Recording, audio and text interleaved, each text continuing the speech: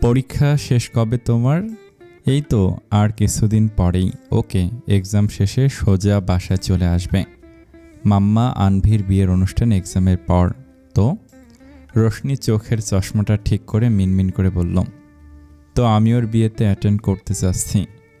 পরে ওকে দেখে এসো, বাট ওর বিয়েতে তুমি অ্যাটেন্ড করতে পারবে না। কিন্তু তোমার বিয়ে ঠিক করেছি আমি, এক্সাম শেষেই তোমার বিয়ে।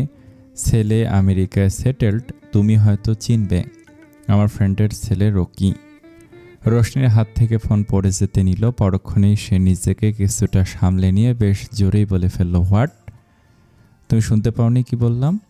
রোশনি ঢোক গিলে বলল, পেয়েছি, বাট মাম্মা এখন বিয়ে কিভাবে সম্ভব? এমন তো কথা ছিল না। এটাই পারফেক্ট এজ, তোমার পাপাও রাজি, ডেট ফিক্সড করে ফেলেছি আমরা, তোমার এক্সামের পরই বিয়ে। রোশনি কি বলবে খুঁজে পেল না। সে টের পেল তার হাত কাঁপছে, গলা শুকিয়ে কাঠ হয়ে আসছে। মনে হচ্ছে সে ধীরে ধীরে কোনো অন্ধকারে তলিয়ে যাচ্ছে। সে টের পেল তার শ্বাস নিতে কষ্ট হচ্ছে। সে দ্রুত কান থেকে ফোন নামিয়ে কল ডিসকানেক্ট করে দিল। ফোনের ওপাশে থাকা মিসেস রোহিণী বেশ অবাক হলেন মেয়ের এমন কাণ্ডে। রোশনি কখনোই তাদের মুখের ওপর ফোন কাটেনি। তাদের প্রতিটি আদেশ অক্ষরে অক্ষরে মেনে চলত যেই মেয়ে, সে এখন মায়ের মুখের ওপর কল কেটে দিল। পরক্ষণে ভাবলেন বিয়ের কথাতে হয়তো লজ্জা পেয়েছে। এদিকে রোশনির অবস্থা ধীরে ধীরে খারাপ হচ্ছে। তার দু হাতের কাঁপুনি বেড়ে গিয়েছে, চোখ দিয়ে অনর্গল পানি পড়ছে। তার চোখের সামনে সে রাতের দৃশ্য ভেসে উঠছে, যখন তার নাম আরেকজনের নামের সাথে জুড়ে গিয়েছিল। তার কানে বাজছে 3 কবুল বলা শব্দ। তার চোখের সামনে ভাসছে একটা গম্ভীর মুখশ্রী। সে টের পেল বুকের ভিতরের ব্যথাটা ক্রমশ বৃদ্ধি পাচ্ছে। সে হাতড়ে ফোন খুঁজল, ফোনটা পুনরায় হাতে নিয়ে কন্ট্যাক্ট লিস্ট খুঁজে বের করলো কাঙ্ক্ষিত নাম্বার। ভাগ্যিস তার কাছে নাম্বারটা ছিল, না হলে এখন বোধহয় সে শ্বাসরুদ্ধ হয়ে মারা যেত। কাঁপা কাঁপা হাতে সে ডায়াল করলো সেই নাম্বারটায়। 2 বার রিং হওয়ার পর ওপাশ থেকে কল রিসিভ হলো। গম্ভীর স্বরে কেউ বলল, হ্যালো। পরিচিত কণ্ঠ শুনতে পেয়ে রোশনির অশ্রুরা বাঁধ ভাঙল, হাতের কাঁপুনি আরও তীব্র হলো। সে কথা বলতে চাইল, কিন্তু তার গলা দিয়ে কোনো আওয়াজ আসছে না। সে চেষ্টা করলো কথা বলার, কিন্তু পরক্ষণে মনে হলো কি বলবে সে? তার কি বলার মতো আদৌ কিছু আছে? সে কি সম্পর্কের দাবি নিয়ে আদৌ দাঁড়াতে পারবে কখনো লোকটার সামনে? যে সম্পর্ক মূল্যহীন, সে সম্পর্কে কি কোনোরূপ দাবি রাখা অথবা সে সম্পর্কের প্রতি কোনোরূপ আশা রাখা কি আদৌ মানায়? যেখানে তাকে কখনো স্ত্রী হিসেবে স্বীকৃতি দেয়নি লোকটা, সেখানে কি করে স্ত্রীর অধিকার, স্ত্রীর দাবি নিয়ে দাঁড়াবে লোকটার সামনে? ওটা ওর জন্য অত্যন্ত লজ্জাজনক হবে। সে কিভাবে লোকটাকে ভালোবাসার স্বীকারোক্তি দিবে? এটা তো জানা কথা, লোকটা তার ভালোবাসাকে প্রত্যাখ্যান করে তার অনুভূতিকে পায়ে পিষে ফেলবে। তবে সে কেন ভুলতে পারছে না সেই রাত, সে বিয়ে?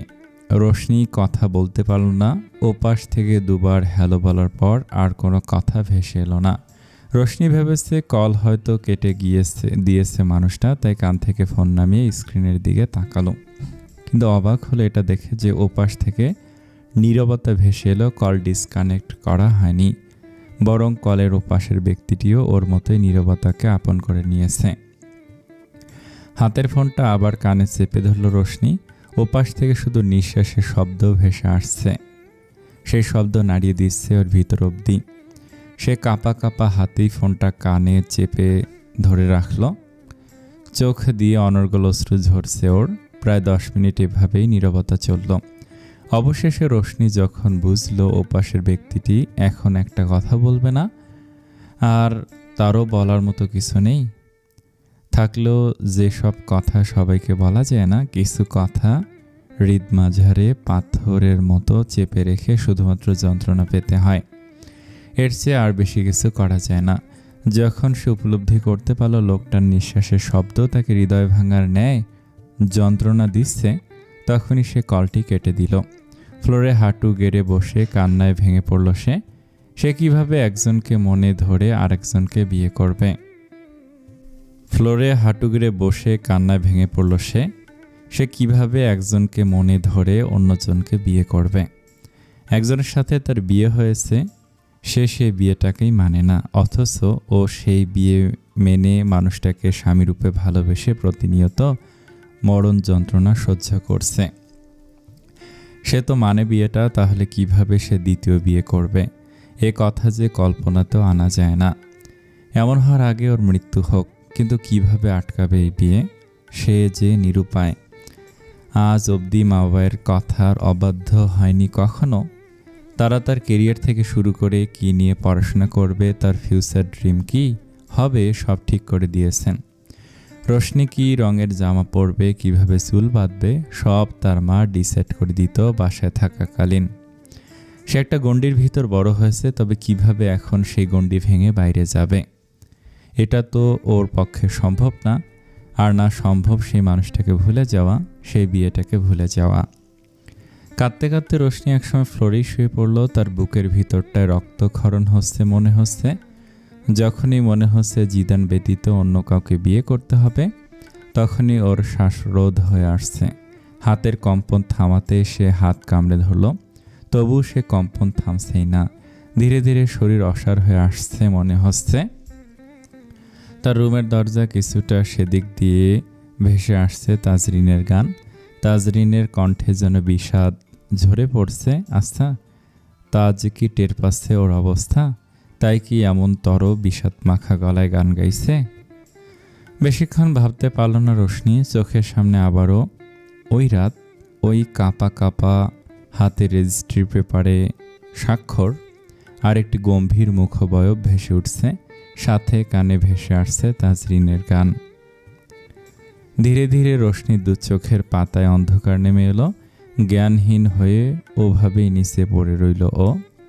বাইরে তখন তীব্র বাতাস বইছে। ঝড়ো হাওয়া উলটপালট করে দিচ্ছে গাছের পাতা, পথের ধুলোকণা। আমি বিয়ে করব সিহান। সাজানের কথায় সিহানের কপালে ভাঁজ পড়ল। পরক্ষণেই তা সোজা হয়ে স্বাভাবিকভাবে বলল, প্রাং করা কিংবা প্রাং সহ্য করার মুডে আমি নেই। সিরিয়াসলি আমি ডিসিশন নিয়ে ফেলেছি, আমি বিয়ে করব। কোনো প্রাং করছি না আমি। বিয়েটা তোর ফালতু ফ্লাটিং ও সো কল্ড প্রেমের নামে টাইম পাস দিয়ে হয় না। সাজান জিভ দিয়ে শুষ্ক ঠোঁট ভিজিয়ে বলল, না, কোনো ফ্লাটিং অথবা কোনো টাইম পাস নামের প্রেমে জড়াচ্ছি না। আমি সত্যিকার অর্থে বিয়ে করতে চাচ্ছি। সিহান এবার বেশ গম্ভীর হয়ে বলল, এটা কোনো ছেলে খেলার জিনিস না সাজান। ব্রো, আমি তোকে এক্সপ্লেন করতে পারছি না, কিভাবে বুঝাবো আমি। I am in love. আমি একটা মেয়েকে ভালোবেসে ফেলেছি। আমি আর আগের মতো কারোর সাথে টাইম ওয়েস্ট করতে পারি না। কোনো মেয়ের দিকে তাকালে আমার চোখে ওই মেয়েটার ছবি ভাসে, যাকে আমি সম্ভবত ভালোবাসি। চোখ বন্ধ করলে আমি মেয়েটাকে দেখতে পাই। আমি ঘুমাতে পারি না। ঘুমাতে গেলে মেয়েটাকে নিয়ে দুঃস্বপ্ন দেখি মেয়েটা আমার সামনে বসে অঝরে কাঁদছে। মেয়েটার জন্য আমার বুকের বাঁ পাশে ব্যথা অনুভব করি। আমি তাকে ছাড়া আর কাউকে নিয়ে ভাবতে পারি না। তোকে আমি কিভাবে বুঝাবো আমি তোকে ভালোবাসি, আমি তাকে।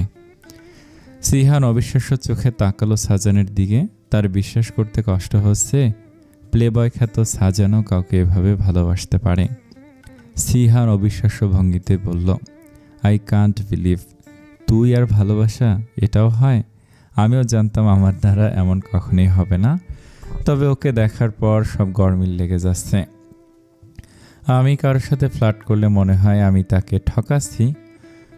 ওর কষ্ট আমার কষ্ট হয়ে গলায় কাটার মতো সর্বক্ষণ বিঁধে থাকে। মনে হয় ওকে কষ্ট দেয়া প্রতিটা মানুষকে আমি নিজ হাতে খুন করি। মনে হয় ওকে নিয়ে এমন কোথাও চলে যাই যেখানে দুঃখেরা ওকে ছুঁতে পারবে না। আমি তোকে কিভাবে বোঝাবো? তাকে না দেখলে একটা দিনও আমার কাছে এক যুগের বেশি মনে হয়। সিহান হাত বাড়িয়ে দিয়ে থামিয়ে দিল সাজানকে। ওকে আমি বুঝেছি। এখন কি করতে চাচ্ছি সেটা বল। বিয়ে করতে চাচ্ছি। মেয়েটাকে জানিয়েছিস ভালোবাসার কথা? জানালেও সিরিয়াসলি নেয় না আমাকে। মেয়েটা তোকে পছন্দ করে না? হোয়াট? মেয়েটা তোকে পছন্দ না করলে তুই বিয়ে অবধি কেন যাচ্ছিস? সাজান অসহায়ের মতো বলল, ওকে ছাড়া বাঁচবো ঠিকই, তবে বেঁচে থেকেও প্রাণহীন হয়ে। ও কখনোই আমাকে পছন্দ করবে না। তাহলে মেয়েটার বাড়িতে বিয়ের প্রপোজাল দে। হতে পারে ব্যাপারটা পারিবারিকভাবে এগোলে মেয়েটা তোকে মেনে নেবে। কিছু সমস্যা আছে, তাই পারিবারিকভাবে কিছু করা যাবে না। সিহান বিস্ময়কর কণ্ঠে বলল, মানে মেয়েটাকে তোকে ভালোবাসার সময়টুকু দিবে না? আবার মেয়েটা তোকে পছন্দ করে না? বিয়েটা পারিবারিকভাবে করতে চাচ্ছিস না? তবে বিয়েটা তুই করবি কিভাবে? সোজা আঙ্গুলে ঘৃণা উঠলে কি আর করার থাকবে আঙুল বাঁকানো ছাড়া? সাজান, আমি যা ভাবছি তুই ওকে সেটাই করতে চাচ্ছিস? এভাবে বিয়ে হয় না সাজান। মতের বিরুদ্ধে গিয়ে জোরপূর্বক কিছু করলে তোরা কেউ সুখী হতে পারবি না। আবেগ দিয়ে না ভেবে প্র্যাকটিক্যালি ভাব। এভাবেই হবে, এছাড়া আর কোনো রাস্তা আমার জন্য খোলা রাখেনি সে। সুখী হওয়া না হওয়া পরের ব্যাপার, আগে বিয়েটা তো হোক। আর আমি কোনো আবেগ দিয়ে ভাবছি না, সব বুঝে শুনে ভেবেই সিদ্ধান্ত নিয়েছি। মেয়েটাকে আছে কেউ একজন, নাম বললে সমস্যা? আমি চাচ্ছি আগে বিয়েটা করতে, এরপর তোদের সাথে তার পরিচয় করিয়ে দিব। আচ্ছা, তবে আরও একবার ভেবে দেখ। আমার ভাবা হয়ে গিয়েছে। কোনো হেল্প লাগবে? আপাতত না। ওকে। আনভিশা নাস্তা রান্না করে ঘরে গিয়ে তাড়াহুড়ো করে ঘড়ি পড়তে পড়তে তাজরিনের উদ্দেশ্যে জোরে বলল, তাজ, দেখ না আলো এখনও ঘুমাচ্ছে নাকি? এক্সাম দিতে যাবে না ও আজ? এই মেয়ে নির্ঘাত রাত জেগে পড়েছে আর এখন ঘুমাচ্ছে। তাজরিন ডাইনিং টেবিলে চেয়ার টেনে বসতে বসতে বলল, তুই দেখ, আমি গেলে এখন ওর সাথে আমার ঝগড়া হবে। আনভিশা ছোট্ট করে শ্বাস ফেলে রোশনির রুমে গেল। সেখানে গিয়ে রোশনিকে নিচে পড়ে থাকতে দেখে অবাক হলো। মেয়েটা কি রাতে এখানে ঘুমিয়েছে নাকি? সেও নিচে হাঁটু করে বসে রোশনিকে ডাক দিল বার কয়েক, কিন্তু কোনো সারা শব্দ নেই। এবার আনভিশার কপালে দুশ্চিন্তার রেখা দেখা দিল। সে জোরে রোশনিকে ঝাঁকে ডাকতে লাগলো, কিন্তু এবারও সারা শব্দ নেই। আতঙ্কে আর চিন্তায় আনভিশার মুখ রক্তশূন্য হয়ে এলো। বুঝতে বাকি রইল না রোশনি জ্ঞানহীন হয়ে পড়ে আছে এখানে। আনভিশা কি করবে বুঝতে না পেরে জোরে জোরে তাজরিনের নাম ডাকতে লাগলো। আনভিশার ডাক শুনে হন্তদন্ত হয়ে রোশনির রুমে এলো তাজরিন। এই তাজ, দেখ না ওর কি হয়েছে, ও কথা বলছে না কেন? তাজরিন চিন্তিত হয়ে রোশনির সামনে হাঁটু করে বসল। সেও রোশনিকে ঝাঁকিয়ে বার কয়েক ডাকলো। এর মধ্যে আনভিশা উঠে গিয়ে দৌড়ে পানি নিয়ে এলো। তারপর রোশনির চোখে মুখে পানি ছিটিয়ে দিল। কতক্ষণ পানি ছিটানোর পর রোশনি পিট পিট করে চোখ খুলল। তাজরিন ওড়না দিয়ে রোশনির চোখ মুছে দিয়ে চোখে চশমা পরিয়ে দিল। আনভিশা রোশনির হাত ধরে ওকে উঠে বসতে সাহায্য করল। ঠিক আছিস? রোশনি মাথা নেড়ে জানালো সে ঠিক আছে। হঠাৎ কি হলো? কখন হলো? তোর অসুস্থ লাগছিল, তাহলে আমাদের ডাকতেই। রোশনি মিনমিন করে বলল, হয়তো পড়াশোনার জন্য বেশি প্রেশার নিয়ে নিচ্ছি তাই। তাজরিন গাছড়া ভাবে বলল, তুই এমনি বিল্ডিং তো এত পড়িস কেন? এই পড়া দিয়ে কি হবে তোর? রোশনি হুট করে মনে পড়লো আজ তো এক্সাম আছে। সে ব্যস্ত হয়ে জিজ্ঞেস করলো, আজ এক্সাম না? রিল্যাক্স আলো, এক্সামের দেরি আছে আর অনেকক্ষণ। তুই আগে ফ্রেশ হয়ে খেতে আয়, এক্সাম দিয়ে এসে এরপর তোকে আমি ডাক্তারের কাছে নিয়ে যাব। কেন হঠাৎ এভাবে জ্ঞান হারালি? এটা তো ভালো লক্ষণ না। কিছু হয়নি তো আমার, বেশি স্ট্রেস নিয়ে নিচ্ছি তাই এমন হয়েছে। তাজরিন ধমকে বলল, হয়েছে, আপনাকে আর পাকনামি করতে হবে না, আপনি ডাক্তারের কাছে যাচ্ছেন, এটাই ফাইনাল। এরপর আনভিশা আর তাজরিন মিলিয়ে রোশনিকে ঠেলে ঠুলে পাঠালো ফ্রেশ হতে। রোশনি ফ্রেশ হতে বের হলে ওকে রেডি হতে সাহায্য করলো আনভিশা। এরপর তাজরিন ওর কাঁধ চেপে ধরে জোর করে নিয়ে গেল খাবার খেতে। আজ আমি তোকে খাইয়ে দেই। আনভি, তোরা আমাকে এভাবে ট্রিট করছিস কেন? আমার নিজেকে এখন রোগী মনে হচ্ছে। আনভিশা প্লেটে ভাত নিয়ে পালং শাক দিয়ে ভাত মাখতে মাখতে বলল, তুই রোগী? নিজের যত্ন একদম নিস না, তুই তেমন ছিলি না। তুই ছিলি আমাদের মধ্যে সব থেকে পারফেক্ট মানুষ, যে টাইম, লাইফ, খাবার, ঘুম সব মেনটেন করতো ভালোভাবে। কিন্তু ইদানিং তোর কি হলো? তোকে চিনতেই পারছি না আমরা। তোর সব কিছু এলোমেলো, নিজের যত্ন নিতেই ভুলে যাচ্ছিস দিন দিন। বলতে বলতে রোশনির মুখে ভাতের লোকমা তুলে দিল আনভিশা। তাজরিন ভুরু কুঁচকে রোশনিকে পর্যবেক্ষণ করছে। এসব লক্ষণ তো ভালো না। সে এসবের সাথে পরিচিত, তাই স্পষ্ট বুঝতে পারছে গরমিলটা। কিন্তু এখন কিছু বলতে গেলে এই মেয়ে আর খাবেই না, তাই আপাতত কিছু বলল না সে। আমি ঠিক আছি, শুধু ওই এক্সামের চিন্তায় সব এলোমেলো হয়েছে। তাজরিন গম্ভীর কণ্ঠে বলল, এক্সাম আমরাও দিচ্ছি, তুই তো পড়ায় মন দিস না। তাজরিন কটমট করে চাইল রোশনির দিকে। রোশনি ডোন্ট কেয়ার ভাব নিয়ে খাওয়ায় মন দিল। খেতে খেতে সে আবার ভাবনায় ডুবে গেল। রাতের কথা মনে হলেই এখনো মনে হয় শ্বাসটা গলায় এসে আটকে যাচ্ছে। কিন্তু এখন এসব ভাবা যাবে না। আনভি আর তাজের সামনে কান্না করলে ওরা আবার ওকে চেপে ধরবে। কি হয়েছে জানতে, বিয়েটা যদি মানতো মানুষটা, তাহলে না হয় এসব কথা ওদের বলা যেত। কিন্তু এখন যে সব রাস্তা বন্ধ। রোশনি পরীক্ষা দিয়ে বের হয়ে দেখল ভার্সিটির গেটের সামনে জিদান দাঁড়ানো। বদলোকটা ফর্মাল গেট আপে এসেছে। ট্যুর থেকে আসার পর এই প্রথম সে মানুষটাকে দেখল। বেশ পরিবর্তন দেখা যাচ্ছে জিদানের বেশভূষায়। এই প্রথম অগোছালো জিদানকে গোছানো দেখে বেশ হৃদস্পন্দন বেগতিক হারে স্পন্দিত হচ্ছে।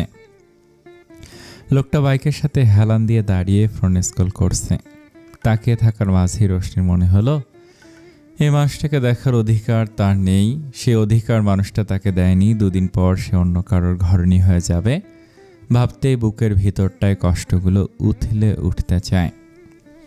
চোখের পাতা ভিজে যায়। বর্তমানে সে মানসিক দিক দিয়ে খুব বেশি ভেঙে পড়েছে, যার দরুন আজকের পরীক্ষাটা তার খুব বাজে হয়েছে।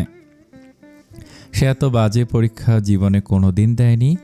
হয়তো এবার তার সব স্বপ্নগুলো অপূর্ণ থেকে যাবে। সে মাথা নিচু করে জিদানকে পাশ কাটিয়ে চলে এলো। আনভিশা আর তাজরিনকে কোথাও দেখছে না সে। ওদের সিট পড়েছে অন্য রুমে। এখন কোথাও খুঁজবে তাদের। ফোনটাও তার সাথে নেই। এসব ভাবনার মাঝেই রোশনির সামনে এসে জিদান পকেটে দুহাত গুজে দাঁড়ালো। রোশনি অবাক হলেও প্রকাশ করলো না, বরং পাশ কাটিয়ে চলে যেতে নিল। কিন্তু তাকে দ্বিগুণ অবাক করে দিয়ে জিদান জিজ্ঞেস করলো, রাতে কল দিয়েছিলে কেন? রোশনির শরীর দিয়ে যেন কারেন্টের শক বয়ে গেল। সে ভাবতে পারেনি কথা না বললেও জিদান তাকে চিনতে পারবে। জিদানের নাম্বার তার কাছে থাকলো, তারটা জিদানের কাছে ছিল না, সুতরাং চেনার কথাও না। সে অপ্রস্তুত হয়ে এক হাতে চশমা আর এদিক সেদিক তাকালো। এবার উত্তরটা কি দিবে ও? কেন কল দিয়েছিল বলবে? বললে তাকে তাচ্ছিল্য করবে না, অপমান করবে না? অপ্রস্তুত ভঙ্গিতেই রোশনি আমতা আমতা করে বলল, আপনাকে কে কল করলো? আমি আপনাকে কল দিয়েছিলাম। কে বলল? জিদান তর্জনী আঙ্গুল কপালে ঘেঁষে বলল, আমার মেজাজ এই মুহূর্তে যথেষ্ট ঠান্ডা আছে। মিথ্যে বলে মেজাজ গরম করবে না আশা করি। আমি কোথায় মিথ্যা বললাম? জিদান তীক্ষ্ণ দৃষ্টিতে তাকালো রোশনির দিকে। এমন দৃষ্টি দেখে আরো বেশি অপ্রস্তুত হয়ে গেল রোশনি। লাস্ট বার জিজ্ঞেস করছি কেন কল দিয়েছিলে? এই একটা কথা দরকার ছিল। তো কথা বলনি কেন? রোশনি এবার কি বলবে বুঝে পেল না। অগত্যা চুপ করেই রইল। কথা বলছো না কেন স্টুপিড? জিদানের ধমকে কেঁপে উঠে হড়বড় করে বলল, ভয়ে। জিদান ভুরু কুঁচকে জিজ্ঞেস করলো, কিসের ভয়? এই যে আপনি ধমক দিবেন। জিদানের বুকের কাছে দুহাত ভাঁজ করে বলল, ওকে এখন বলো কি দরকার? রোশনি এবার ফেঁসে গেল। কি বলবে সে কিছুই ভেবে পাচ্ছে না। এখনও তো ধমক দিবেন? আচ্ছা দিব না, বলো। এবার রোশনির মাথায় একটা আইডিয়া এলো। সে ঝটপট বলল, আপনাকে দাওয়াত দিতে কল দিয়েছিলাম। জিদান ভুরু কুঁচকে বলল, কিসের দাওয়াত? রোশনি মলিন হেসে বলল, এক্সামের পর আমার বিয়ে, আপনি আসবেন কিন্তু অবশ্যই। বিয়ে? জি বিয়ে। বর অনেক ভালো, দেখতে অনেক সুন্দর, আমাকে অনেক ভালোবাসে, আমাকে একটুও কষ্ট দেয় না, আমাকে কথায় কথায় ধমকও দেয় না, আমার অনেক কেয়ার করে। আর তুমি? আমি কি? তুমি ভালোবাসো? রোশনি চমকে উঠে জিজ্ঞেস করলো, কাকে? তোমার বরকে। এবার রোশনি আরও চমকে গেল। কোনো রকম জিজ্ঞেস করলো, মানে তোমার সাথে যার বিয়ে ঠিক হলো তাকে ভালোবাসো? রোশনি যেন কোনো ধ্যানে ডুবে গেল। সে কেমন করে যেন বলল, আমি ওর বরকে অনেক ভালোবাসি। আবার জিদানের দিকে তাকে বলল, মানে যার সাথে বিয়ে ঠিক হয়েছে তাকে। অলরাইট, কংগ্রাচুলেশন বলে এক হাতে এগিয়ে দিল হ্যান্ডশেক করার জন্য।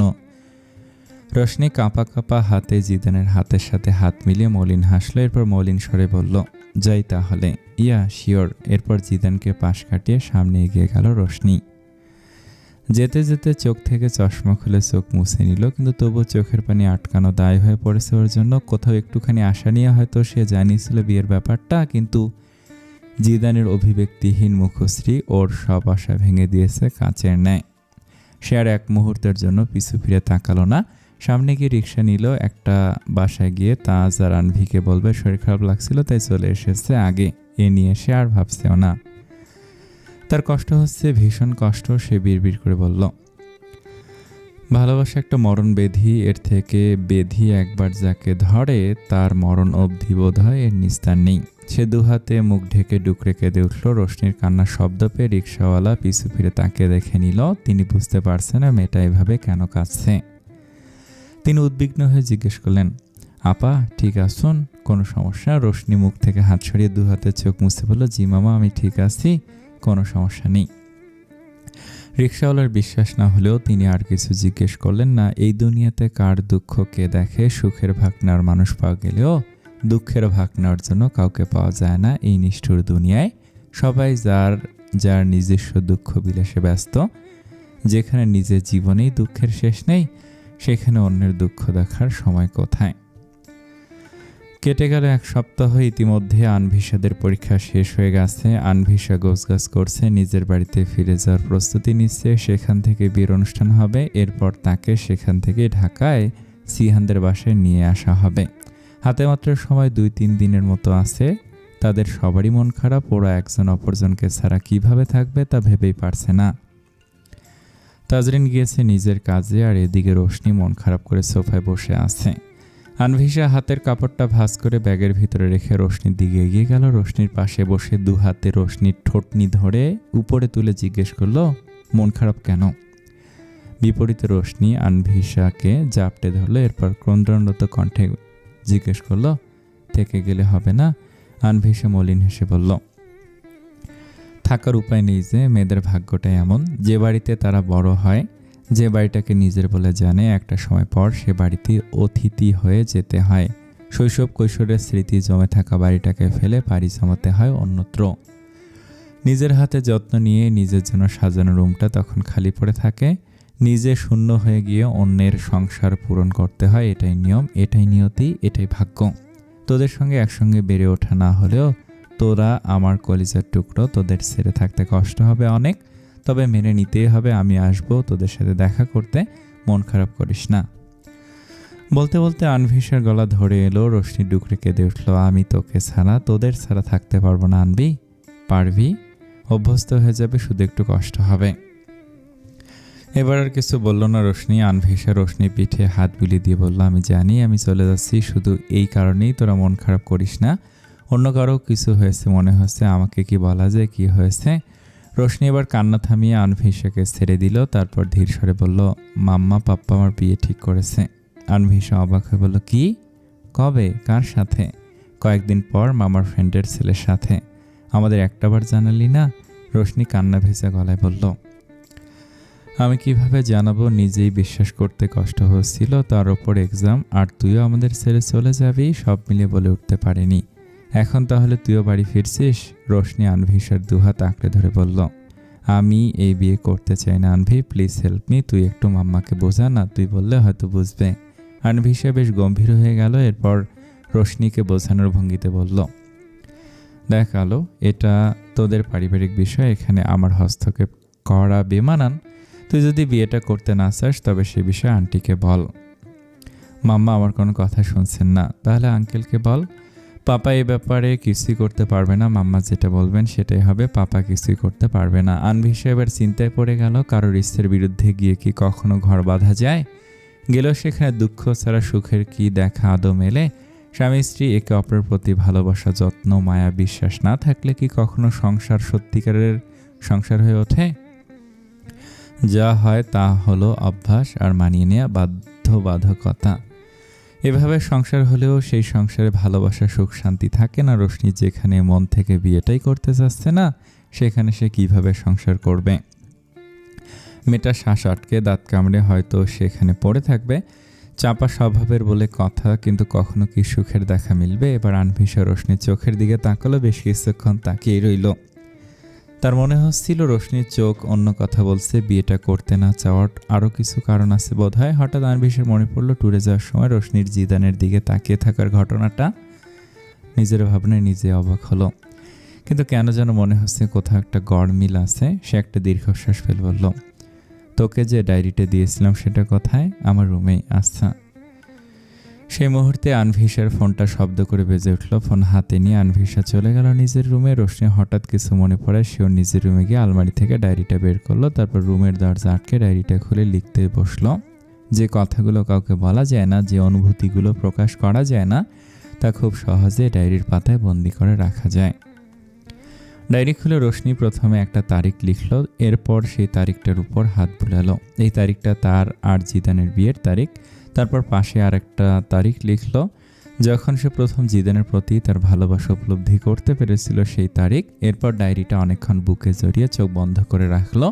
এরপর কাঁপা কাঁপা হাতে কলম ধরে লিখল, এই যে আপনি আমার হয়েও আমার না ব্যাপারটা বড্ড পীড়াদায়ক। আপনার প্রতি আমার সম্পূর্ণ অধিকার থাকার পরেও অধিকার দেখাতে না পারার যন্ত্রণাটা আপনি বুঝবেন না। আপনি ওর বুকের ভেতর জ্বলতে থাকা সেই লাভা যা ক্রমই আমাকে নিঃশেষ করছে, আমাকে ছোট্ট হৃদয়টাকে পুড়িয়ে কাঠ কয়লায় রূপান্তর করছে। আপনার ভাষায় আমি স্টুপিড। আমি বুঝি স্টুপিডদের ভালোবাসা যায় না।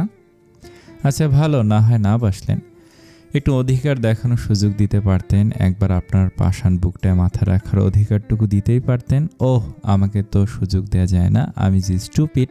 আর স্টুপিডদের কি কোনোরূপ অধিকার দেখা যায়? যায় না।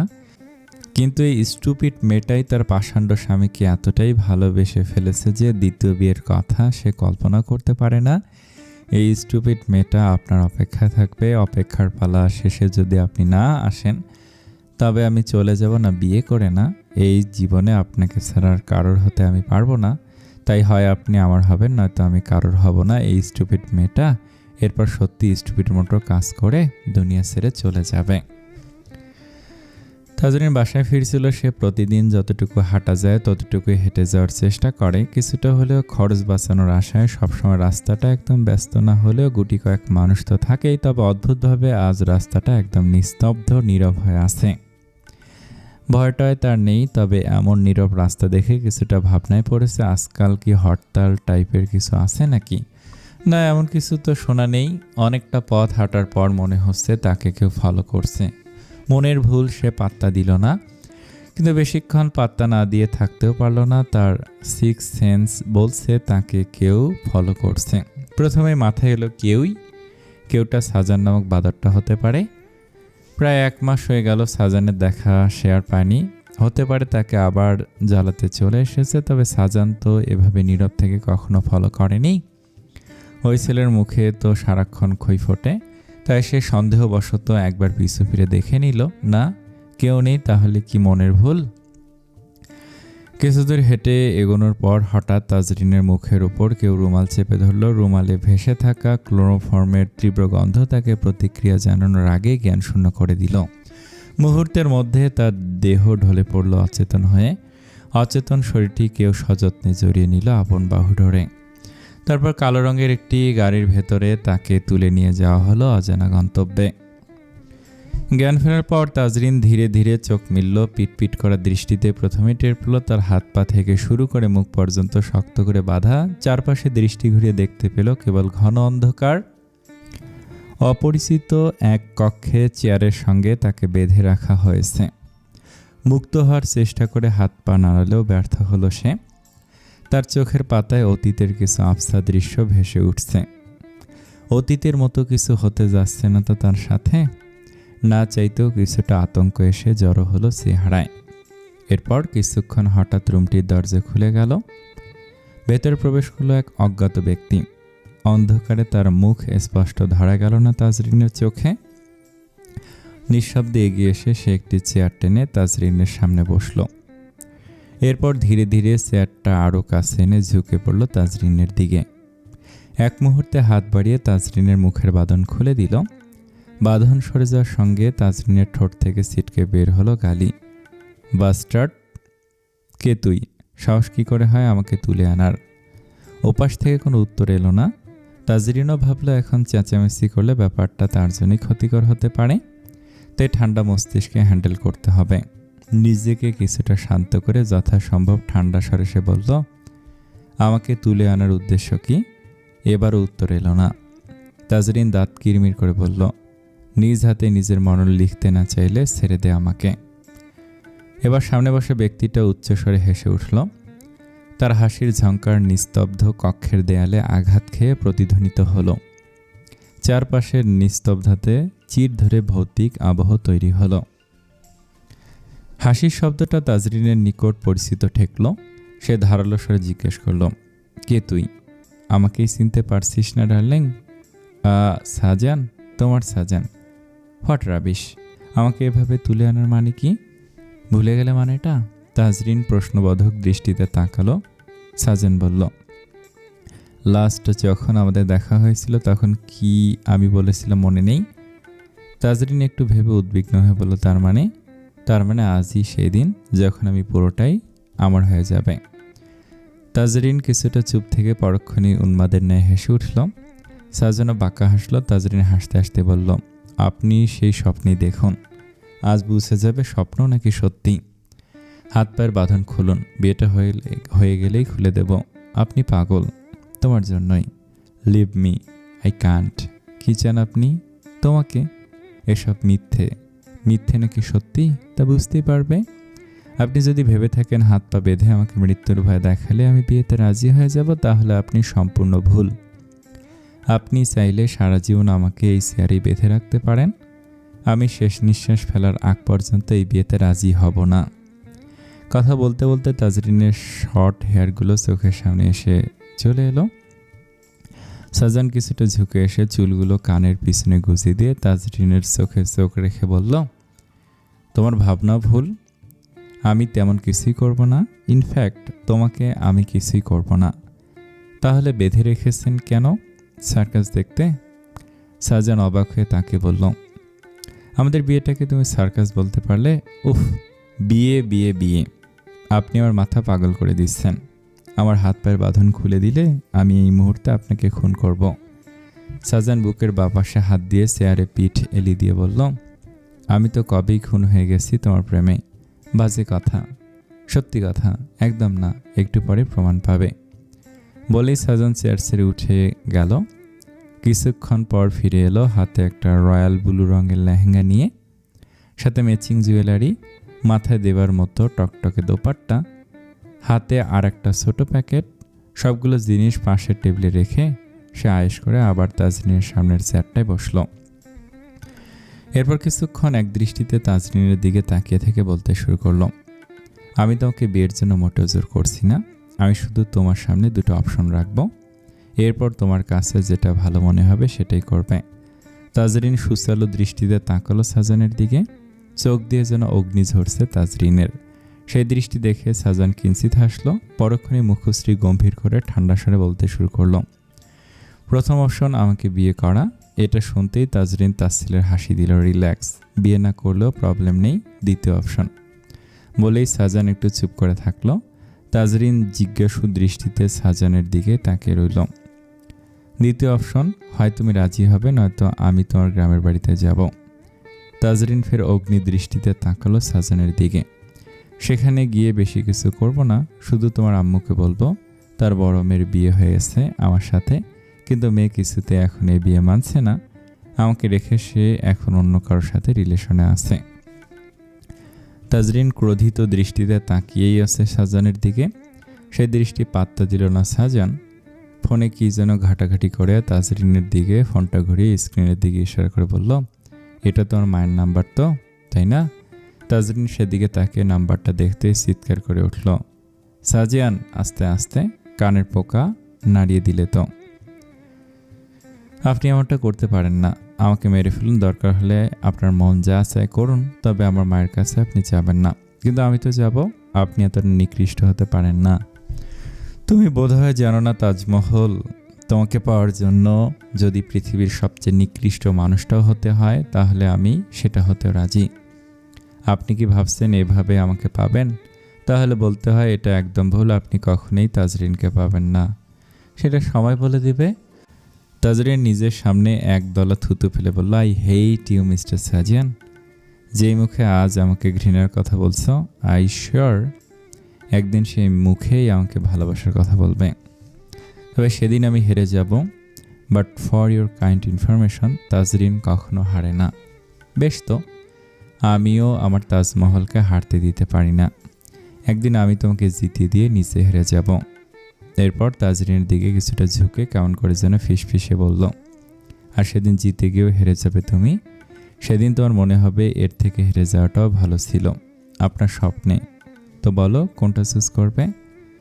তাজরিন নিস্তব্ধ হয়ে বসে রইল। সে কশিনকালে ভাবেনি তাকে বিয়ে করার জন্য এই লোকটা এই পদ্ধতি অবলম্বন করবে।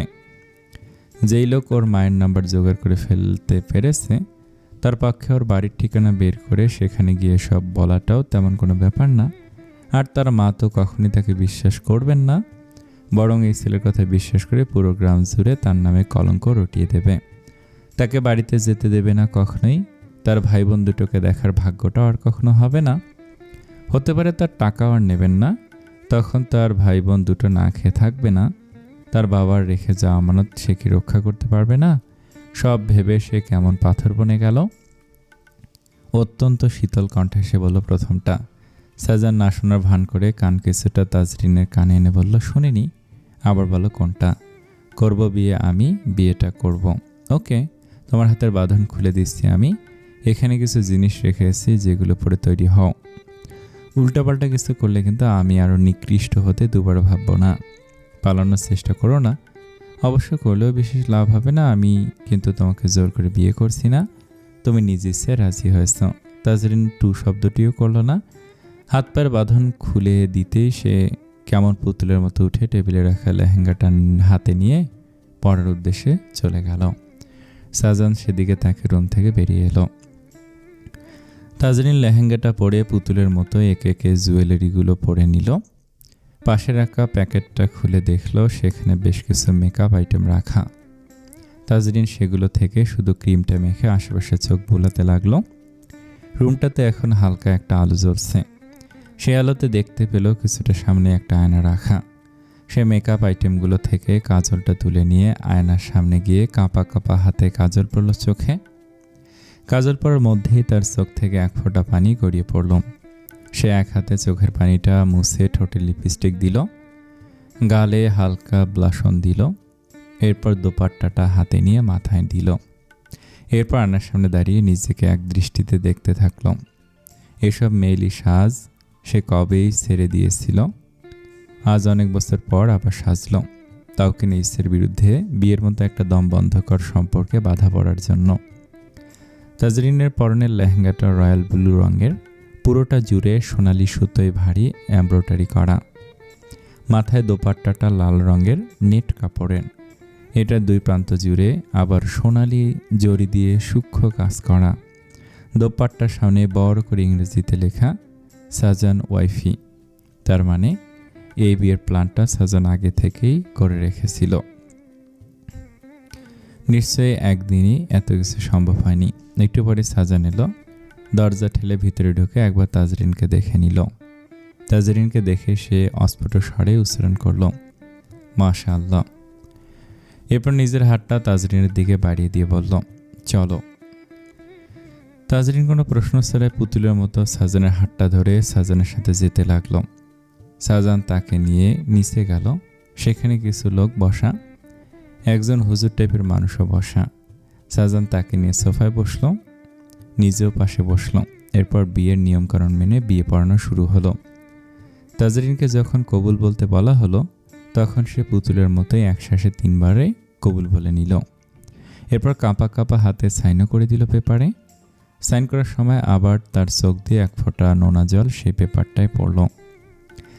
সাজান সাইন করার সময় চোখের জলটুকু দেখে এক হাতে সেটা স্পর্শ করে মনে মনে প্রতিজ্ঞা করল, বিয়ের পর সে কখনোই তাজরিনকে কাঁদতে দেবে না। তাজরিনের সব দুঃখ সে নিজের নামে করে নেবে।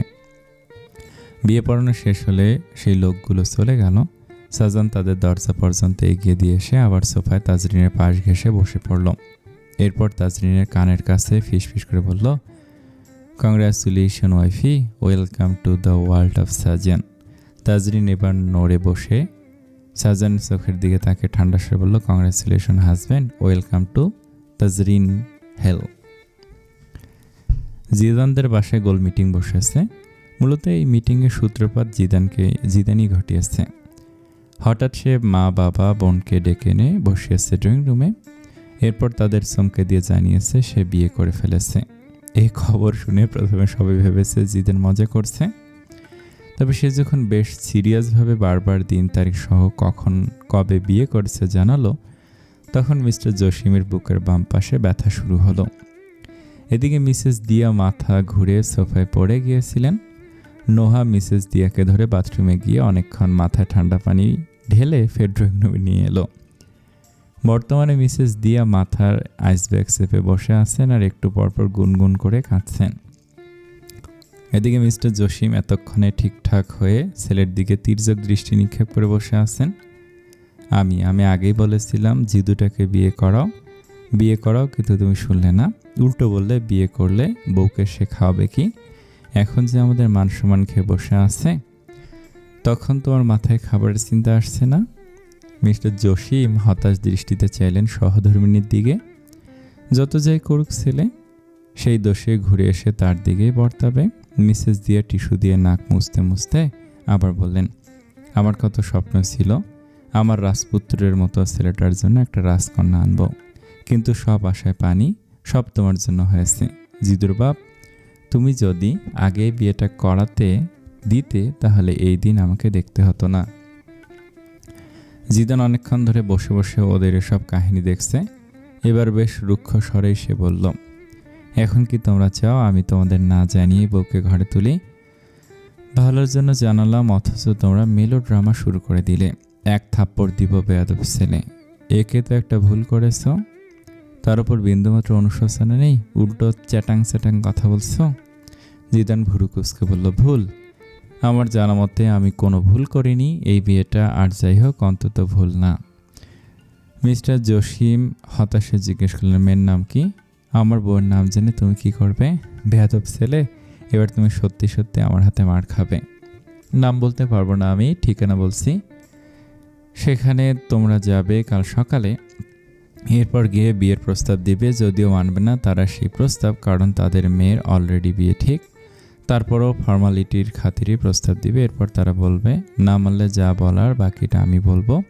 মিসেস দিয়ে মাথা থেকে আইস ব্যাগ সরিয়ে বললেন, অন্য জায়গায় বিয়ে ঠিক মানে তার মা বাবা তার বিয়ে ঠিক করেছে অন্য একটা ছেলের সাথে। এখন তুমি বলো আম্মু, বিবাহিত মেয়ের আবার বিয়ে দেয়া কি অপরাধ না? মিসেস দিয়ে অবুঝের ন্যায় ছেলের কথায় সম্মতি দিয়ে মাথা ঝাঁকালেন।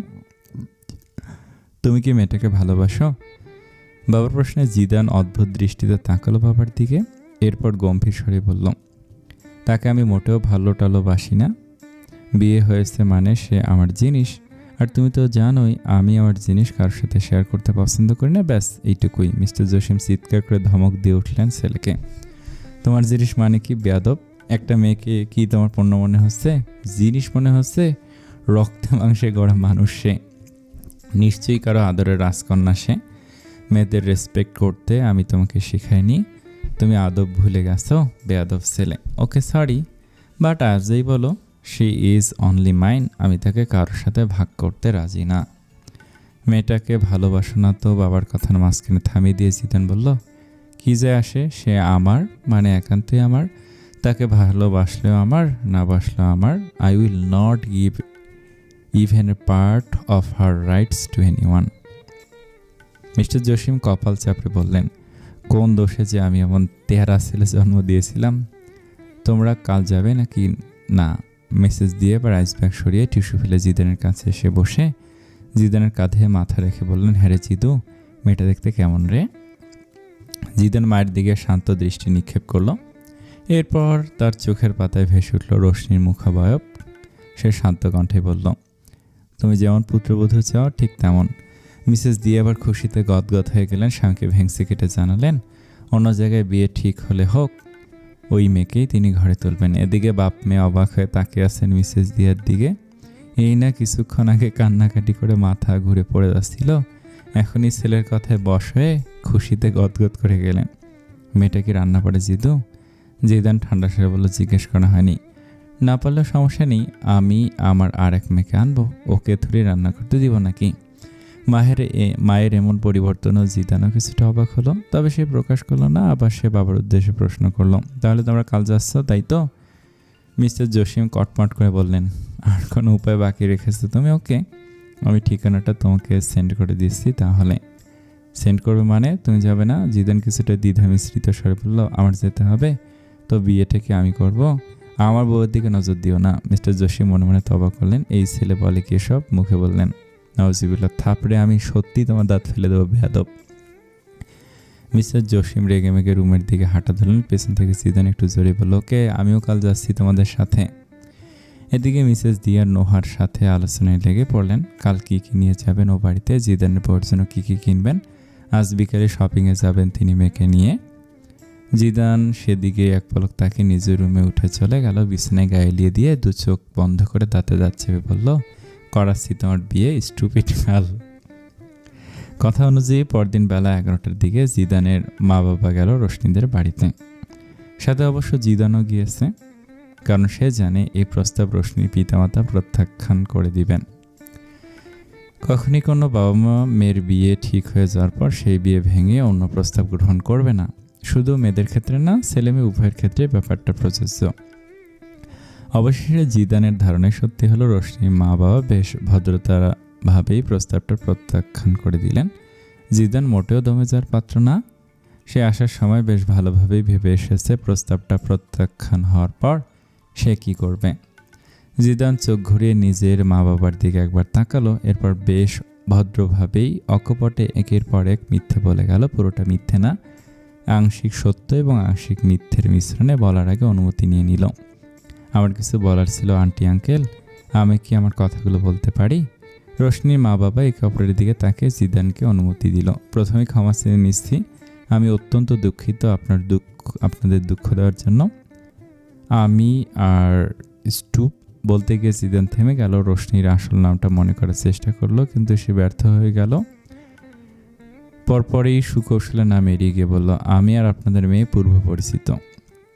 পরিচয়টা শুধু বন্ধুত্বের নয়, বরং আরও গভীর কিছু। আপনারা আমার থেকে বড় এবং বুদ্ধিমানও আশা করি বুঝতে পেরেছেন। গভীরভাবে বলতে কেমন গভীর।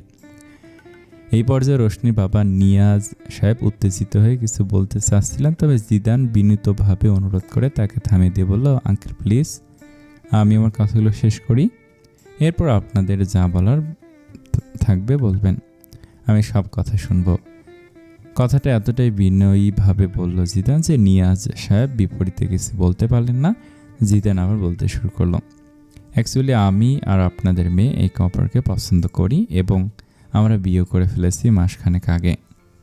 তারপর মাথাটা নিয়ে বলল, আমি আসলে দুঃখিত, বিষয়টা আপনাদের আগেই জানানোর দরকার ছিল। এই ক্ষেত্রে আমরা ভুল করেছি। আমরা আসলে কোনো হারাম সম্পর্কে জড়াতে চাচ্ছিলাম না। বিয়ে বহির্ভূত প্রেমটা আমাদের ধর্মে হারাম। পরিস্থিতি এমন হয়েছিল যে আমরা না পারছিলাম কোনো সম্পর্কে জড়াতে আর না আপনাদের জানাতে। সেই মুহূর্তে বিয়েটা করে ফেলেছিলাম। আমি আপনার মেয়েকে বলেছিলাম জানাতে, তবে সে ভয় পাচ্ছিল আপনারা কি রিয়াকশন দেবেন। যদি না মেনে নেন, আবার আমাকেও সে ছাড়তে পারবে না, আর না আমি তাকে ছাড়তে পারবো। তাই বিয়ের মতো এত বড় বিষয়টা আড়াল করতে হয়েছিল আমাদের। আমি বলে রেখেছিলাম আপনাদের কাছে প্রস্তাব পাঠাবো, কিন্তু তার আগে আপনারা ওর বিয়ে অন্য কারোর সাথে ঠিক করে ফেললেন। সে রাতে আপনাদের মেয়ে আমাকে ফোন দিয়ে সুইসাইডের হুমকি দিল। যদি আমি এখানে বিয়ের প্রস্তাব নিয়ে না আসি তাহলে নাকি সে সুইসাইড করবে। বোকার মতো এতটুকু ব্যাপারের জন্য জীবন দিতে চাচ্ছিল। আমাকে অনেক বেশি ভালোবাসে তো, তাই হয়তো। আর আমিও তাকে ছাড়া চলতে পারবো না। আমি আবার দুঃখিত আপনাদের কষ্ট দেওয়ার জন্য, তবে আসলে আমরা নিরুপায় ছিলাম। বলেই জিদান ডান হাতে কাবিনের কাগজটা বাড়িয়ে দিল নিয়াজ সাহেব আর মিসেস রোহিণীর দিকে। কাবিননামা বাড়িয়ে দেওয়ার আগে একবার অতি সন্তর্পণে কনের নামটায় সে চোখ বুলিয়ে নিল। মিসেস রোহিণী জিদানের হাত থেকে টান দিয়ে কাগজটা নিয়ে ভালোভাবে দেখলেন। জলজল করে রোশনির সিগনেচার ভাসছে সেখানে। তিনি মেয়ের হাতের লেখার সাথে পরিচিত। স্বাক্ষরটা তার মেয়েরই। নিয়াজ সাহেব স্ত্রীর হাত থেকে কাগজটা নিয়ে ভালোভাবে পরখ করে দেখলেন। কাবিননামা ভালোভাবে দেখে নিয়াজ রোহিণী দম্পতির মাথায় যেন আকাশ ভেঙে পড়ল। তারা তাদের মেয়েকে ভালোভাবে চিনতেন। তাদের মেয়ে এমন কাজ করার মেয়েই ছিল না, অন্তত রোশনির থেকে এটা তারা কখনোই আশা করেননি। নিয়াজ সাহেবের বুকটা হঠাৎ ব্যথা করে উঠল। তিনি মেয়েকে ভীষণ আদর করেন। মেয়ে তার কলেজের টুকরা। ছোট বড় সব কথা রোশনি তার সাথে শেয়ার করত। রোশনি ছোটবেলায় বাবার কাছে বায়না ধরত বাবা যেন তাকে ঘোড়ায় চড়া রাজপুত্র এনে দেয়। সে সেই রাজপুত্রের পঙ্খিরাজের ঘোড়ায় চড়ে দূর দেশে পাড়ি দেবে। মেয়ের এমন পাকা কথা আর অদ্ভুত ইচ্ছের কথা শুনে মিস্টার নিয়াজ হাসতেন। প্রমিস করতেন পাপা তার প্রিন্সেসের জন্য পঙ্খিরাজের ঘোড়ায় চড়া রাজপুত্র এনে দেবে। যে তার রাজকন্যাকে ভীষণ ভালোবাসবে, আদুরে আহ্লাদে রাখবে। মিস্টার নিয়াজ কল্পনা করেননি তার রাজকন্যাটা বড় হয়ে নিজেই নিজের জন্য রাজপুত্র খুঁজে নেবে। এতটা বড় কবে হলো তার রাজকন্যাটা ভাবতে ভাবতেই তার চোখ ঝাপসা হয়ে আসলো নোনা জলে। তিনি সন্তর্পণে চোখের পানিটা আড়াল করে জিদানকে জিজ্ঞেস করলো, এখন তুমি কী চাচ্ছ? জিদান আবার নিজের বাবা মায়ের দিকে তাকালো। তারা অপ্রস্তুত হয়ে বসে আছেন। বিষয়টা তাদের জন্য কিছুটা লজ্জাজনক। জিদান বিয়ে করেছে তারা এতটুকু জানতো, তবে কিভাবে বিয়ে হলো সেটা জানতো না। এখন জানতে পারলো। যদিও মিস্টার জসিমের জিদানের কথা বিশ্বাস হলো না। তার তেরা ছেলে কোনো গভীর সম্পর্কে জড়াবে এমন কথা তার হজম করতেও কষ্ট হয়। এই ছেলে জীবনেও প্রেমে পড়ান না। তাছাড়া বাসায় থাকতেও বলেছে সে মেয়েটাকে ভালোবাসে না। তবে এখন কি তাহলে মিথ্যে বলছে না? অবশ্যই বলছে। তবু পরিস্থিতি বুঝে তিনি শান্ত থাকলেন। রশিদের পরিবারটা বেশ সম্ভ্রান্ত পরিবার, এতটুকু তিনি এখানে আসার পরে বুঝেই গেছেন। বিশাল বড় 2 তলা বাড়িটির কোনায় কোনায় আভিজাত্য ছড়ানো। রোশনির মা বাবার ব্যবহারে প্রমাণ পাচ্ছে তার বেশ ভদ্র রক্ষণশীল পরিবারের মানুষ। অবশ্য জিদানদের পরিবারটাও সম্ভ্রান্ত পরিবারই বলা চলে। কিন্তু সম্ভ্রান্ত পরিবার হওয়া সত্ত্বেও মিস্টার জসিমের সাধারণভাবে চলাফেরা করার দরুন প্রথমে কেউ তার অর্থ সম্পদ বা বংশ পরম্পরা সম্পর্কে বুঝতে পারে না। এক্ষেত্রে সবাই দ্বিধার মুখোমুখি হয়। জিদান মাথা নিচু করে বিনীতভাবে বলল, আঙ্কেল, আমি চাচ্ছিলাম এবার আপনাদের সম্মতিতে সমাজের মানুষদের জানিয়ে রোশনিকে ঘরে তুলতে। যদি আপনাদের মত থাকে তাহলেই। আপনাদের মেয়ে বলেছে আপনাদের মতের বিরুদ্ধে সে আমার সংসারে আসবে না, আর আমাকে ছাড়া অন্য কাউকে জীবনও জড়াবে না। দ্বিতীয় বিয়ে করতে হলে নাকি সে সুইসাইড করবে। মিসেস রোহিণী একবার স্বামীর দিকে তাকালেন। স্বামীর মনের অবস্থাটা তিনি বেশ আন্দাজ করতে পারছেন। তবে এখন আর কোনো রাস্তা তাদের মেয়ে তাদের জন্য খোলা রাখেনি। তাদের পরিবারের সাথে ডিভোর্স শব্দটা বেমানান। এর থেকে ঠিক হওয়া বিয়েটা ভাঙা সহজ, কিন্তু হয়ে যাওয়া বিয়েটা তো ভাঙা যায় না। তাছাড়া ছেলেটার ব্যবহার, কথার ধরন, বিনত ভাব ও ভদ্রতা তাকে মুগ্ধ করেছে। দেখতেও সুদর্শন। ছেলেটার মা বাবাকে দেখেও বেশ ভদ্র ভালো মানুষই মনে হচ্ছে। আর মেয়ে যেহেতু ছেলেটাকে ভালোবাসে, সেক্ষেত্রে অমত করার প্রশ্ন ওঠে না। তিনি বেশি হলে তিনি বান্ধবীর কাছে ছোট হবেন, খুব বেশি হলে। তবুও ডিভোর্স নামক প্রলেপ তাদের পরিবারে লাগতে দেয়া যায় না। সব ভেবে তিনি মিস্টার জসিমের উদ্দেশ্যে বললেন, ভাই সাহেব, আমাদের কিছুটা সময় দিন, আমরা ভেবে সিদ্ধান্ত জানাচ্ছি। আর আপনাদের নাম্বার ও বাড়ির অ্যাড্রেসটা দিয়ে গেলে ভালো হয়। মিস্টার জসিম মনে মনে ছেলের বিচক্ষণতায় খুশি হলেন। সুন্দর মিথ্যে হোক আর যাই হোক, তার ছেলে খুব সুন্দর করে বিচক্ষণতার সহিত পুরো পরিবেশটা সামলে নিয়েছে। এতটা গুছিয়ে কথা তো তিনিও বলতে পারতেন না। তিনি খুশি মনের নাম্বার এবং অ্যাড্রেসটা দিয়ে দিলেন। এরপর আরও কিছুক্ষণ কথাবার্তা বলে তারা বাড়ির পথে রওনা হলেন। জিদানরা চলে যাওয়ার পর মিস্টার নিয়াজ ও রোহিণী নিজেদের মধ্যে বেশ কিছুক্ষণ আলোচনা করলেন। আলোচনা শেষে নিয়াজ সাহেব একজন লোককে ফোন করে জিদানের ফ্যামিলির ব্যাপারে সব খোঁজ খবর নিতে বললেন। মেয়েকে তো আর যার তার সাথে হাতে তুলে দেওয়া যায় না। সন্তান যত অন্যায় করুক, মা বাবা সর্বদা সন্তানের মঙ্গল কামনা করেন।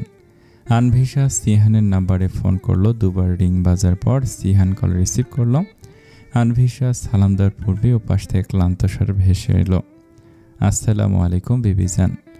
আনভিশা মৃদু হেসে সালামের জবাব দিল, ওয়ালাইকুম আসসালাম, আপনি কি ব্যস্ত? সিহান চেয়ারে গায়ে এলিয়ে দিয়ে উত্তর দিল, আমার বিবিজানের জন্য আমি অলওয়েজ ফ্রি। হয়েছে, আর ফাঁক দিতে হবে না। ফাঁক না বিবিজান, এটা যে তীব্র সত্যি তা আপনিও ভালো জানেন। আনভিশা কিছুটা দ্বিধান্বিত গলায় প্রশ্ন করলো, একটা আবদার রাখবেন? কেন নয়, আপনি শুধু আবদার করেই দেখুন না। আনভিশা শুকনো ঢোক গিলে বলল, মানে আমি বলতে চাচ্ছিলাম যে বিয়েটা আর কিছুদিন পেছানো যায় না। সিহান চিন্তিত স্বরে জিজ্ঞেস করলো, কেন বলুন তো? এরপর আনভিশা রোশনির ব্যাপারটা খুলে বলল। ওরও বিয়ে ঠিক হয়েছে, তাও 2-3 দিনের ভেতরেই হবে। আর সে এবার কোনোভাবে আলো আর তাজ তার বিয়েতে উপস্থিত না থাকলে বিয়ে করবে না। এদিকে রোশনিটা পিছানোর উপায় নেই, বিধায় সে সিদ্ধান্ত নিয়েছে তারটা পিছাবে। সব শুনে সিহান চিন্তায় পড়ে গেল। তার মাথায় প্রথমে আসলো রেস্টুরেন্টের ঘটনা। সে যতটুকু বুঝেছে রোশনি মেয়েটা জিদানকে পছন্দ করে, বোধহয় ভালোবাসে। আর তার বোঝায় ভুল হতে পারেই না। জিদানের ব্যাপারটা যদিও ক্লিয়ার নয়, চিন্তিত স্বরে সে প্রশ্ন করল, কি রোশনি কি রাজি বিয়েটায়? সত্যি বলতে এই বিয়েতেও একদম রাজি না। বিয়েটার কথা শোনার পর থেকে মেয়েটা খাওয়া দাওয়া ছেড়ে দিয়েছে, সব সময় কান্না করে চোখ মুখ ফুলিয়ে রাখে। আমি ওর এই অবস্থাটা দেখতে পারছি না, কিন্তু আমি নিরুপায়। ওদের পারিবারিক বিষয়ে হস্তক্ষেপ করার অধিকার তো আমার নেই। ও নিজে একমাত্র ওর বাবা মাকে বোঝাতে পারে এই ব্যাপারে। তা ঠিক, তবে ইচ্ছের বিরুদ্ধে বিয়ে দেওয়াটা কি ঠিক হবে? কি আর করার, ওদের ফ্যামিলি ম্যাটার এটা।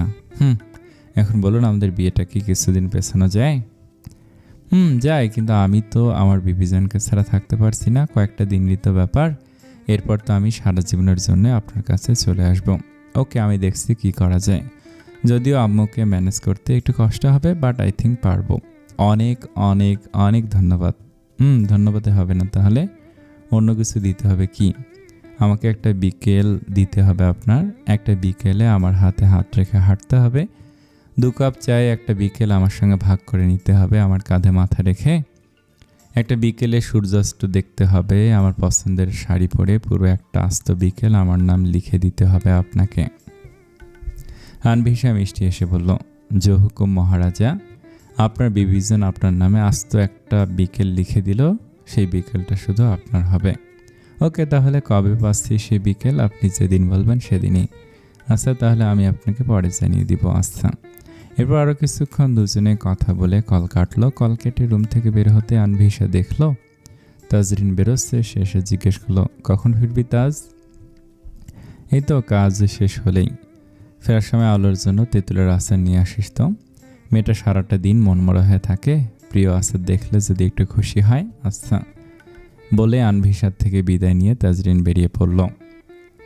সেদিন সেই ঘটনার পর তাজরিনকে সাজান বাসায় নামিয়ে রেখে গিয়েছিল। বাসায় নামিয়ে দিয়ে ফিরে যাওয়ার আগে সাজান বলেছিল, তোমাকে কিছুদিন সময় দিলাম, কিছুদিন পরেই তো তোমার ফ্রেন্ড মানে ভাবি আর সিহানের বিয়ে। সে অবধি সময় দিলাম তোমাকে। এরপর বিয়েটা শেষ হলে তোমাকে আমার বাসায় একবার জন্য নিয়ে যাব। এখন বাই তোমাকে বেশি বেশি করে মিস করবে, আমাকে বেশি বেশি করে মিস করবে। কিন্তু বউ ডাকটা বেশ সুর টেনেই ডাকলো সাজান। তাজরিনের বিপরীতে শান্ত চাহনি নিক্ষেপ করে বাসার ভেতরে চলে এসেছিল। বাসায় এসে তাজরিন বেশ স্বাভাবিক, আগের মতোই নিজের রুটিনে চলছে সে। কাউকে ঘুণাক্ষরেও টের পেতে দিচ্ছে না তার মনের অবস্থা। কেউ তাকে দেখলে আন্দাজও করতে পারবে না তার জীবনে ঠিক কত বড় ঘটনা ঘটে গিয়েছে। রোশনি উদাসীনভাবে তার রুমের মেঝেতে বসেছিল, বিছানায় মাথা ঠেকিয়ে। তার আজকাল নিজেকে পাগল পাগল লাগে, কি করবে সে বুঝে উঠতে পারে না। জিদানকে ছাড়া অন্য কাউকে বিয়ে করতে হবে ভাবলেই বক্ষ পিঞ্জরে ব্যথা হয়। দম বন্ধকর অনুভূতি তাকে ছেয়ে ধরে। তার দিনের বেশিরভাগ সময় কাটে চিন্তায় চিন্তায়। খাওয়া ঘুম সব কোথায় যেন হারিয়ে যাচ্ছে। হঠাৎ করে সে ছিটকে বেরিয়ে এসেছে নিজস্ব দৈনন্দিন রুটিন থেকে। আজকাল কত শত ভাবনারা ওই প্রকার ন্যায় মস্তিষ্কে কিলবিল করে। কোথায় ভাবনার শুরু হয় আর কোথায় শেষ তা রোশনি নিজে বুঝতে পারে না। ভালোবাসা একটা গোটা মানুষকে পরিবর্তন করার ক্ষমতা রাখে। ভালোবেসে মানুষ ঘর ছাড়া হয়, আবার ভালোবেসে মানুষ ঘর বাঁধতে শেখে। ভালোবাসার জিনিসটা আসলে ভয়ানক আগুন, এটাতে যে জড়াবে তাকেই পুড়তে হবে, নয়তো প্রেমের বিরহে। ভাবনার মাঝেই রোশনির ফোনটা শব্দ করে বেজে উঠল। যান্ত্রিক ফোনের শব্দে রোশনির ভাবনারা সুতো কাটল। সে হাত বাড়িয়ে ফোনটা তুলল। ফোনের স্ক্রিনে জলজল করে ভাসছে মায়ের নাম্বারটা। কল রিসিভ করে সে মিহিস্বরে বলল, আসসালামু আলাইকুম আম্মা। মিসেস রোহিণী গম্ভীর স্বরে সালামের জবাব দিল, ওয়ালাইকুম সালাম। তুমি এখন কোথায়? বাসায় মাম্মা, তোমার ফ্রেন্ডরা? রোশনি তো ঘর থেকে বের হয়নি, তাই জানেও না আনভি আর তাজ ঘরে আছে কিনা। তবু মনে হলো ওরা বের হলে ওকে তো বলেই যাবে, তাই উত্তর দিল, ওরা ওদের ঘরে আছে মাম্মা। আচ্ছা, তুমি কাল বাড়ি আসছো কিন্তু মাম্মা? রোশনিকে থামিয়ে দিয়ে মিসেস রোহিণী গম্ভীর স্বরে বলল, নো মোর ওয়ার্ডস। কোনো অজুহাত দেবে না। কাল সকালে আমি তোমাকে বাড়িতে দেখতে চাই। ওকে মাম্মা। কথা শেষ করে কলটা ডিসকানেক্ট করে দিলেন মিসেস রোহিণী। এদিকে রোশনির ভিতরের ঝড়টা আরও তীব্রভাবে ছেয়ে গেল। বাড়িতে গেলে বিয়ে নিয়ে আলোচনা হবে, আর বিয়েটা হয়েও যেতে পারে। আর কিছু ভাবতে পারল না রোশনি। তীব্র মাইগ্রেনের ব্যথায় মাথাটা ছিঁড়ে যাচ্ছে মনে হচ্ছে। রোশনি উঠে গিয়ে একটা টাফ নিল আর একটা ঘুমের ওষুধ খেয়ে বিছানায় গাইলে দিল। ঘুমের ওষুধের প্রভাবে খুব বেশি সময় লাগলো না। দু চোখে ঘুম নেমে আসতে সব ভাবনা চিন্তাকে ছুটি দিয়ে ঘুমের দেশে তলিয়ে গেল রোশনি। খাতায় মনোযোগ দিয়ে কিছু লেখায় ব্যস্ত এক কিশোরী লেখা শেষ করে খাতার দিকে পূর্ণ দৃষ্টির দিকে তাকাতেই তার মুখটা ছোট হয়ে এলো। পরপরই খাতার পৃষ্ঠাটা ছিঁড়ে সেটাকে দু হাতের মুঠোয় দুমড়ে মুচড়ে ফেলে ফ্লোরে ঢিল মেরে ফেলে দিল। এরপর রুমের দিকে একবার চোখ বুলালো। পুরো রুমে কাগজ ছড়িয়ে ছিটিয়ে আছে।